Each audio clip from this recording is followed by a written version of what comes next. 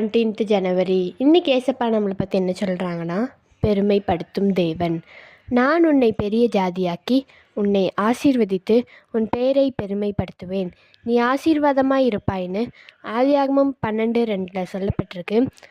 நம்மளை ஏசப்பா ஒரு பெரிய ஜாதியாக்குவாங்க. யார் முன்னாடிலாம் நம்மளை ரொம்ப தோல்வியாக ரொம்ப கஷ்டத்தில் நம்ம இருந்தோமோ அவங்க முன்னாடி நம்ம ஏசப்பா பெரிய ஜாதியாக்குவாங்க. ஒரு பெரிய லெவலில் நம்மளை வைப்பாங்க, நம்மளை ஆசீர்வதிப்பாங்க. நம்மளை ஆசீர்வதித்தது மட்டும் இல்லாமல் நம்மளோட பேரை பெருமைப்படுத்துவாங்க.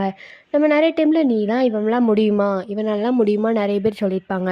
அந்த இடத்துல ஏசப்பா நம்மளை ஆசீர்வதித்து நம்மளோட பேரை உயர்த்துவாங்க, பெருமைப்படுத்துவாங்க.